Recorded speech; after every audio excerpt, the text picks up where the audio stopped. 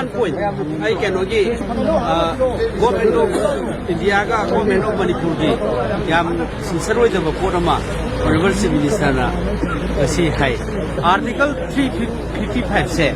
masi state ta enforce the way nga si hai ko aduna the akoina hange akoida clarity later ba post se Article 355 se masi enforce the way nga si Honorable Chief Minister na hairak se is very unfortunate na hangai akoi masi the government is sincere with the state government to central government is sincere with the se ngasi khangi it is confirmed today aduna masi external aggression amadi internal disturbance se masi masi article 355 में cover तो है संविधान की 355 से enforce तो है ऐसे हम clearly है लिंगी the